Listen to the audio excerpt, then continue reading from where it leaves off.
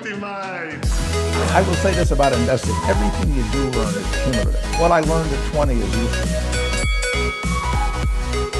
Equity Mate. Welcome to another episode of Equity Mates, a podcast that follows our journey of investing. Whether you're an absolute beginner or approaching Warren Buffett status, our aim is to help break down your barriers from beginning to dividend. My name is Bryce, and as always, I'm joined by my equity buddy, Ren. How are you going? I'm very good, Bryce. Great to be with you for our final recording session of the year. 2021, what a year. What a year. Kind of glad it's done, to be honest. Looking forward to a break. Yes. We really phoned in our last Monday episode, and I could just feel that the wheels were slowly falling off the car. Well, we're going to bring a lot of gusto for this episode, close the year out on a high by reviewing our stock of the year and our bold predictions that we put on the line at the start of the year. Yeah, but we don't have to spend a lot of time on the stock of the year Yes, because we do have a lot of bold predictions to get to. But before we do that, we might be taking a break, but the content train keeps on rolling. It cannot be stopped. It will push through any situation. And we have our 2021-2022 summer series back for the third installment of our summer series. Something like that. Real fixture in the calendar. There's the Ashes, there's Christmas, and the Equity Mates summer series. That's it. Starting next Monday, here on Equity Mates Investing Podcast, we're going to be diving into 12 companies, both from here in Australia and over in the US. And in some instances, we've been lucky enough to have the CEOs join us. So for the next 6 weeks, don't go anywhere because there's some awesome companies coming up. Over on Get Started Investing as well, we're going to be doing 6 episodes hearing from our community members and talking about some of their investing stories. And You're in Good Company are also breaking down some of the basics of investing over the summer as well. So plenty still to listen to. Yeah, and we have got some big hitting CEOs this year.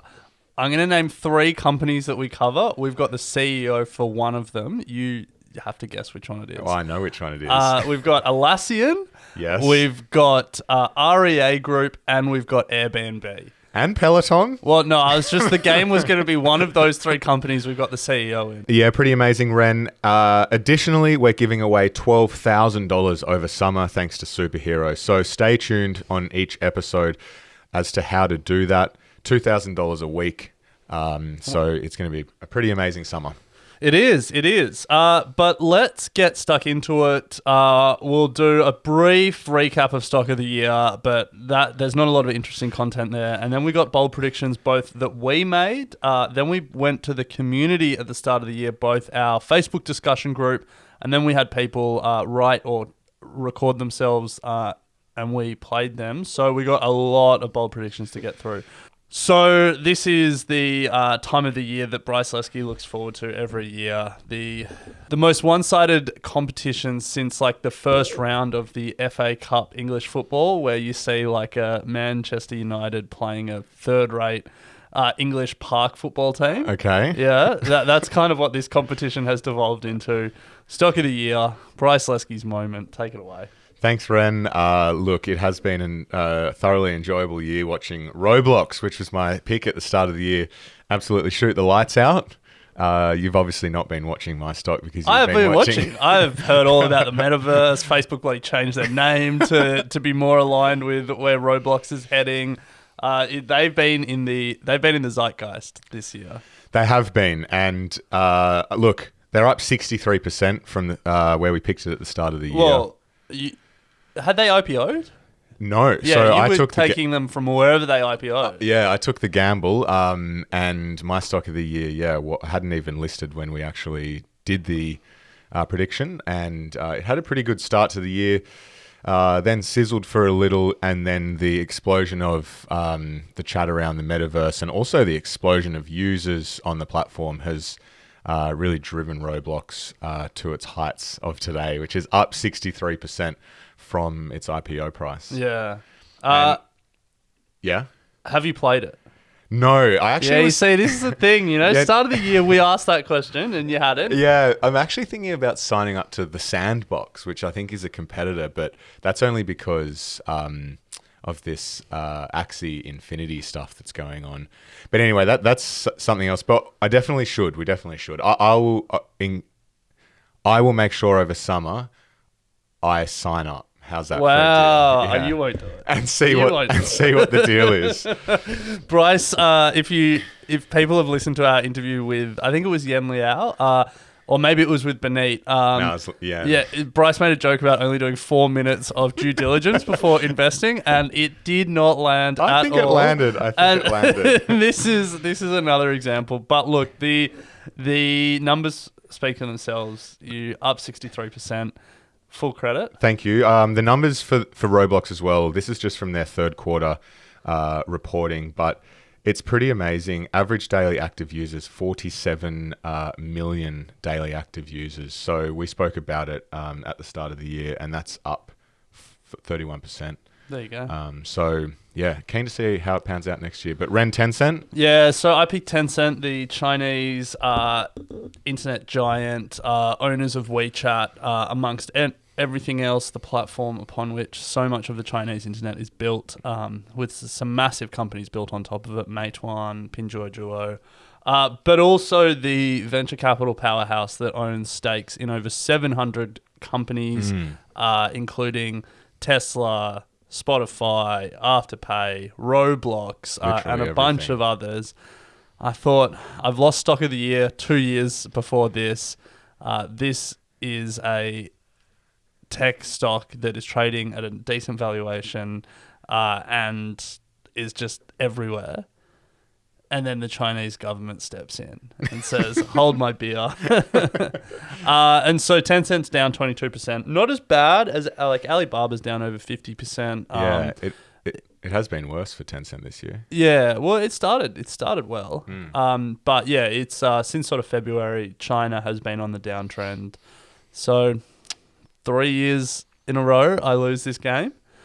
I'm going to pick something super vanilla next year, like S&P 500 index. All right, well, we've got the summer to think about it, but I'm happy to take the win again. My moment will come where I don't, and you'll be basking in the glory. So let's think about it over summer. But Ren, let's turn to our bold predictions because we made a lot. Yeah, so there's a lot to get through here. Some panned out. Many didn't. And then we've also got some of the bold predictions from the Equity Mates Facebook group, as you said. So let's get stuck in. So, Ren, you predicted that the Fed's balance sheet would increase to over $10 trillion, and I took that bet. You did. And it increased. It increased to 8.7 trillion. And honestly, what's 1.3 trillion between mates? Yeah, not a lot. So I win that. You win that. It increased, but not that much. Yes. You made the very specific bold prediction. We should proceed with a caution sign. Was that a prediction? Yeah, it's in quotes. And then surely that wasn't a prediction. That was just I'm going to throw this out as a way to couch this conversation. But I just find it funny that that's the first dot point in quotation marks, starting the year with a proceed with caution sign. Then the next line is the S&P 500 and the ASX 200 will both be up over 15%. Yeah, I read through not a lot of caution. Yeah, I read through a lot of my predictions and they do contradict each other. Yeah. Hey, that's the best way to play this game because then something will be right. Yeah. So no one bats 100 here. But did you take that? Like, is that even a... Yeah, I took it. Yeah. S&P 500 is up 27%, so well over the 15%. But one of your recent gripes in the office is how boring the ASX 200 is. I know, so boring. Pretty late to that party, but it's something I'm that's really just reminding everyone. I'm reminding everyone who's forgotten. Okay, yeah. And in the spirit of the ASX 200 being boring, it's only up 11%. So it didn't hit the 15%. I guess also, it's playing to average. Yeah, you'd be very happy if you got 11% a year for a while. Not this year. If you could have got 28%. True. Okay, anyway. So you took that? I took that. So that's a win for you. Yeah. All right. Ren, you then came in to say that Netflix share price will finish the year down. Yeah, very bold. I was on the fence. I said Apple might come up with a overarching service. And I remember, there was talk of oversaturation in the market and... You really took that bet at the wrong time because Netflix was up 17% the night before we recorded that episode. So that didn't count. It didn't count. Yeah. So maybe that was the last throes of a. True. It wasn't. No. So unfortunately, Netflix is up 6.7% for the year. But American inflation is running hot. So inflation adjusted, you would say that Netflix is flat. Yeah, so not down. So still you lose. Actually, sorry. Inflation is about 7%, so we'll say it's down. But close, but no cigar. Sorry, Ren. Okay, I don't really know how we're keeping score here because you didn't even take that prediction. You just started talking about Apple. I sat on the fence. Well, I'm going to highlight that as orange. Who cares? Let's just go through them. I'm taking score. But you don't get a point for that. No. Okay. No. Yeah. No. All right, so Bryce is feeling confident. Next one from you. Oh, this was such a bull prediction. Bryce predicts a central bank will form its own cryptocurrency. I then explained that it already has happened. And then I excluded China. Yeah, and I'm pretty confident it has happened ex-China as well. And since then, it's obviously happened. Yeah. Well, there's a lot of talk about it all around the world. We even had Frydenberg most recently come out and say that Australia are going to dip their toes in the digital central currency. bank digital currencies. Yeah. Can't give it. I think it's pretty just, loose. Just call it a pull. So, Ren, I like this one. You said Macquarie Group will break into the big four bank territory in terms of market cap. As much as I love Macquarie, I took this bet. Macquarie at the time was valued at around 50 billion. Smallest of the banks at the time was ANZ at 70 billion, so it needed to make up about 20 billion in market cap. As of the 7th of December, Macquarie was valued at 75.6, ANZ 77, and Westpac 76 billion. So just missed out. No, I said into the territory. Oh. Dude, come on. Okay. I mean, if we're playing that game, it did make it into Big Four bank territory. I took it as it would replace one of the four. No. Yeah, It becomes number 5. Okay. So they need to start talking about the big 5. Yeah. Okay. I mean, they probably won't, but yeah. Okay. Fair call. I'll give that to you on the wording. I didn't get a lot right, but that one I feel I nailed. I also think I could probably go back over the last few months and find a point where Macquarie was above one of them. Potentially, yeah. It's just been going gangbusters. All right, next one from you, Bryce. This has caused a bit of consternation off mic before, but Bryce predicts the technology sector will be bumped from the number 1 performing sector and will be replaced by industrials, including construction, transportation, business services, waste management. Within that, airports, consulting staff, and employment services, etc. Jeez, I was put very that on specific. a post. Put that on a Christmas card. Yeah. So basically, you were banking on the reopening trade, like the post-COVID rebound in industrials, and you were expecting technology to be cool a bit. Yeah. And I think the spirit of that trade is definitely right. Like, we've seen all of those second-tier technology stocks fall off in the US, and we've seen a reopening trade sort of happen. Maybe not to the strength that some people expected, but it's sort of happened. So I think in the spirit of it, you were right. But then you said you weren't actually talking about US tech. You were talking about Australian tech. And then I was talking about Australian, not just blanket. Yeah, okay. And then you've pulled out a bunch of different numbers here. And the long and the short of it is you've kind of played yourself because you said basically industrials had to get to number 1 for you to win the bet. And consumer discretionary has shot the lights out. Absolutely shot the lights out. And the, industrials and tech actually ended up pretty even. So look, it's consumer shot the lights out. Financials did a lot better. And, but I wasn't fully correct on it becoming the number 1 performing sector. However, it wasn't the tech sector. So, I don't know how you want to award that, Ren. Well, I get the point because it wasn't number 1. Fair call. But I think that's a lesson in the phrasing of the bold prediction is important. Yeah. What I didn't anticipate was the reopening would then lead to so many consumers going crazy. Who would have thought? 24% growth in the thought? consumer discretionary. All right. So Ren, you predicted that in 2021, China's Big Five will outperform the US Big Six in tech. Now, you had 10-cent bold prediction at the start of the year. Stock of the year. Stock of the year. Yeah, I and was you bullish had on China. You were really bullish Yeah. on China. I took that prediction. So just so people understand, when I was talking about the Big Six in US tech, that was Fan Mag, Yep. which was Facebook, Apple, Netflix, Microsoft, Amazon, Google. Yes. And then the Big Five in China: Tencent, Alibaba, JD.com, Pinduoduo, and Meituan. Yes. The Chinese Big Five all got smashed Yeah, to differing degrees. No so news to anyone. don't even need to look We at the can numbers. just- But I do want to talk about... so Fan Mag is now outdated because the companies have changed a little bit. Like Netflix needs to get the flick. It's like it's a $300 billion market cap company and everything else is like $1 trillion. Yeah. Tesla needs to come in. Yeah. Nvidia Yes. needs to come in. It's about 800 bill and it is just shooting the lights out. So we need to come up with a new acronym. The letters that we have to play with are 3 A's, 2 M's, an N and a T. So it's like Tan Mama, Yeah. Tan Mama. Ant Mama. Ant Mama. Ant Mama. Mama- Nice, you heard Mama it. Ant. Ant Mama. You heard it here first. All So right. if anyone can think of a good acronym that we I can think really Ant Mama's good. coin as the Equity Mates acronym. Let's coin it. Ant Mama.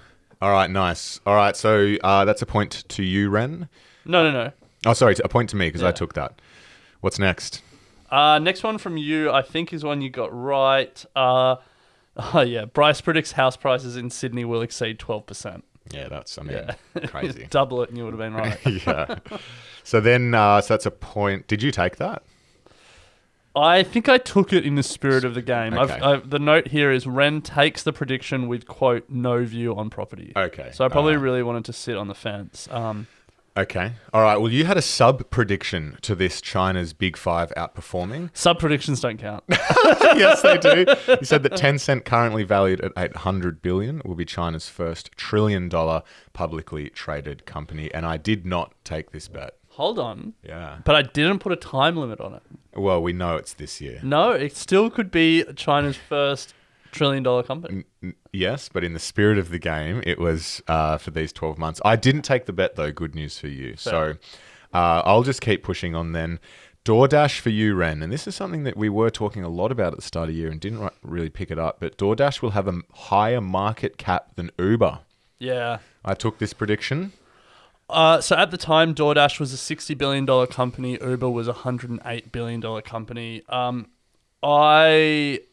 So you won this one. I was wrong, but they did start to converge, which I just thought they would actually converge. So around the time of recording, or a couple of days ago when we pulled these numbers, Uber has fallen from 108 billion to 75.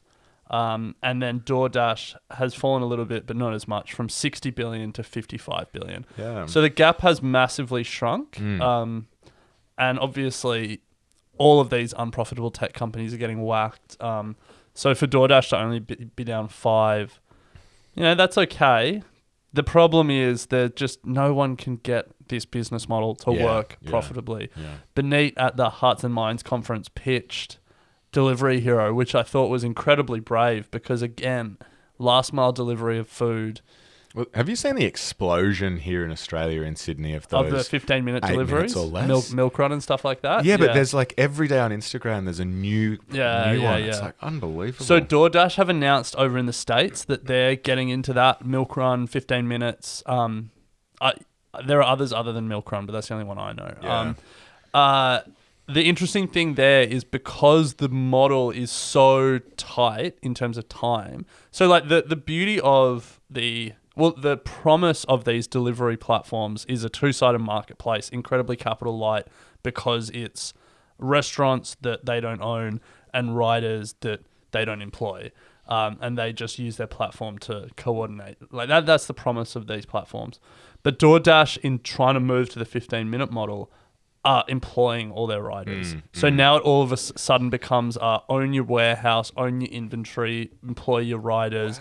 It now just becomes like a retail delivery business. Employ your riders. Yeah. You just want to employ absolute weapons on the bike. Yeah. Yeah. Mate, you could get a job over there. Well, I could, yeah. All right. Well, I feel like this is a watch this space. All right, Bryce. So we are about halfway through our bold predictions. I have no idea what the score's up to. You seem to want to keep track, so maybe you can give us an update at some point. But your next one, and this is one that you've absolutely nailed, Bryce predicts Zoom bombs and underperforms, finishing the year lower. And finish the year lower it did, down 48% year to date. Oh, nice one. But I think that's also in line with a lot of the other second-tier tech stocks that we're seeing as well. Absolutely bombing out. But love to see it. Yeah, it's been right in the middle of the second-tier tech stocks falling and the reopening trade and people going back to work. But it's still a pretty interesting business. Like, I just don't see the competitive advantage for Zoom over Microsoft Teams or Google Meet or anything like that. When your core product that you need to monetize is something that your bigger competitors can just throw out for free, that's a tough business to be in. But apparently it's cash flow positive. It's not profitable, but it's got a heap of cash on the balance sheet, and I think it's got some good talent. So you never know. The story of the founder is pretty epic. When he quit one of those big like Intel or IBM or whatever to start Zoom, like his whole division or like most of his division that worked for him quit to join him. Oh, wow. Because they That's just what you loved want. working for him so much. Yeah. Follow the leader. Yeah. Yeah, nice. All right, Ren, well, you predicted that in 2021, it will be a good year for the UK. The UK stock market will actually outperform all major European markets. Unfortunately, I did not take this prediction. I mean, the UK was pretty good, up like 11%, which is pretty good for England. It's like it's not, the UK market's not far behind at the ASX in my eyes. It's got some great companies, but man, it just doesn't seem to kick it as much as the US. But look, the DAX, the German, is up about 14. So, okay. Well, luckily I didn't take that. Yeah. All right, only a couple to go. Wait, no. I didn't. Not lucky that you didn't take it, because I was wrong. Oh, You should have taken it. I should have taken it. Yeah. God, this game can be confusing. Oh my goodness. Okay. Bryce predicts Airbnb will be larger than the top 5 global hotel chains. Yeah. And we listed them. Marriott, Las Vegas Sands, Hilton, Intercontinental, and Huazhu. Huazhu. And if there are bigger ones that we missed, doesn't matter. They're the 5 you listed at the start of the year. Yep. So at the start of the year, Airbnb's market cap was $97 billion. It had a bit of chasing to do. Combined, I think those 5 from memory were in the high 100s, low 200s. Like it was. Yeah. Sorry. It had a lot of work to do. A lot of work to do. It was bold. Now Airbnb, $114 billion. Those 5 hotel groups market cap combined 141. Okay. So close, but didn't make it. No cigar. Yeah. No cigar. I was planning on a very bullish year for Airbnb, and it didn't quite pan out. Yeah. Delta really threw a spanner in the works. Yeah. All right. What have you got for me? So, Ren, you have predicted that the best IPO of 2021 would be one of our favorite companies, and that is Stripe. Honestly, I reckon I get this because even though it didn't IPO, the amount of hype that the potential IPO gets is still bigger than any other IPO. Right. Introducing a new rule, you're allowed one carryover prediction. Is this going to be? Yeah, 100%. Yeah. You can't take, and you have to take it. I did not take the bet, which I should have. Yeah, because it didn't IPO. Yeah. So it didn't IPO, and we're keen to see what happens with it in 2022. Yeah. All right, next one. Bryce predicted Apple will reach $3 trillion valuation. Oh. Was $2.2 trillion. Apparently, I took it without question, which I'm... Wow. Yeah. So, at the time of recording, Apple is $2.87 trillion. Close. How close? But no cigar. Wow. So we're going to see that next year, I would imagine. If Put you on the spot, bold prediction. Apple is 2.87. And it never hits it. No, it no, never no. hits 3 next year. Oh, wow. I was about to say Apple is 2.87, and I just was going to look at Microsoft, and I was going to say which one hits 3 trillion first. Apple. Microsoft's come off. It's 2.5. It's cheap. Soft. Wow, there you go. All right, let's keep ripping through these. All right, well, Ren, this is your last one. Oh, And- what? You got 3 to go. Oh, well, do you want to rip through a couple of those? I only have one more for Classic Bryce getting more predictions. you. Just choose a couple then. No. Let's do them all. They're good. Roblox will be the best performing IPO of 2021. I don't know if you were right about this, but I didn't take it, so let's not worry about it. This is the big one. This is the one that you really pinned a lot of your hopes and dreams to. Bryce predicts Bitcoin to reach 90,000 AUD. US dollars by the end of the year. Who talks about crypto in AUD? You got to price it in USD, Yep. and you did not get there. There was times throughout the year where we thought it was going to happen. If you went on Bitcoin Twitter, they thought it was going to happen. I'm going to carry that. No, I'm not. No, you should. That should be a carryover. No. I'm just no. That was bold. But, I reckon you should carry over your AFL prediction. well, we're up to AFL stage, the final predictions of the year for us, and I predicted that. You predicted, Ren, that the Gold Coast Suns will win a final for the first time. They battled throughout the year. There was a lot of pressure on them and on their chairman, their coach, some of the senior players. And unfortunately, they did not even make the finals. Maybe I'll carry it over that the Hobart Suns will win a final. So I didn't take that bet. I must have been a bit delirious by the end of recording this episode. No, because remember, there was a lot of hope for Gold Coast. Matty Rowell, Stewie Jew. Anyway, I'm very disappointed in myself, just as I am in the prediction that you're about to say to close this out. Bryce, the apparently mad Essendon Bombers fan, had a poster of James Hird on his wall growing up as a kid. Still do. Still do. has a poster of James Hird as a coach on his wall. The mad Bombers fan predicts that the Bombers would win the wooden spoon. How pathetic. Would come last in the competition. How pathetic. I was going in with low expectations. Ye of little faith. And we made the finals. Yeah. How good. So I get a point for that. You get a point for that. And you get a lifetime of shame for that.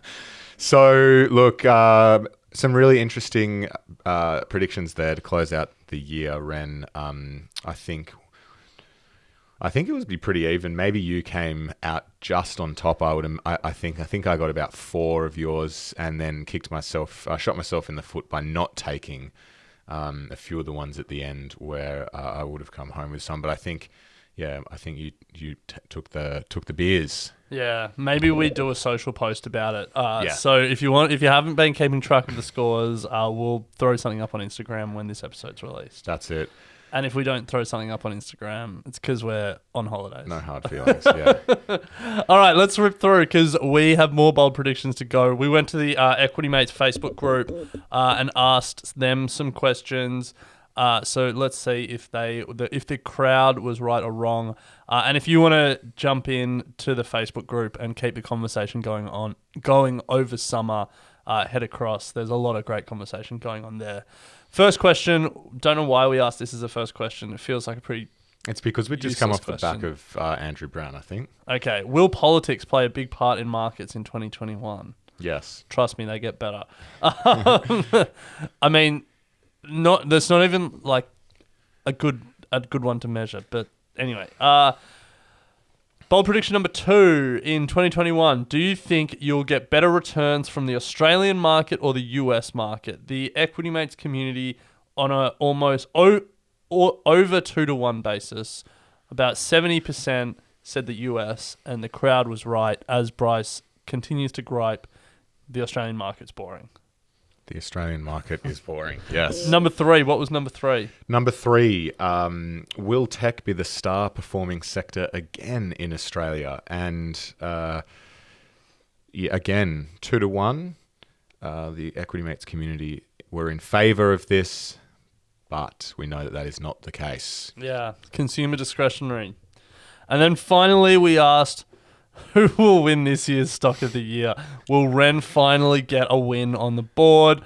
About 75% of respondents said I would get the win. I love Rookies. the support. I am sorry to let you down, but just wait until 2022. The S&P 500 pick is going to rip.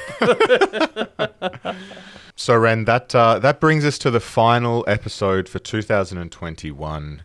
Some great bold predictions there from the community, or some answers there from the community, and a really fun way to finish what has been a really fun year for Equity Mates, a massive year for the Equity Mates network. And we just want to thank our Equity Mates community, you guys out there listening to us week in and week out and supporting us. We certainly could not be doing this without you. And, we're still amazed at the fact that we have so many of you tuning in each week. It's incredibly humbling.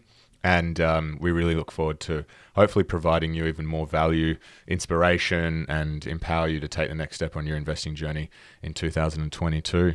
Yeah, it's been a great year. It's been a big year. We've done a lot, and the Equity Mates community has really made it all possible. New shows, book, terrible stock picks, all of it. All of it is possible because people listen to us for some reason that we don't quite understand why. Really appreciate it. I hope everyone has a good summer. Hope everyone can get a break. And then we come back ready to go in 2022. There's a lot happening in markets, and we're excited to keep following it, keep learning about it, and keep sharing it. That's it. So stick around over summer. We do have the summer series, 12 episodes, 12 companies, 7 CEOs, and also the opportunity to win $12,000 over the summer period thanks to Superhero. Tune into our Instagram page and also each of our episodes to find out how you can do that. But Ren, it's been an absolute pleasure. I've loved every moment of it, and looking forward to putting our feet up and re-energizing and coming back even better in 2022. Can't wait. Equity Mates. I will say this about investing. Everything you do learn is cumulative. What I learned at 20 is useful.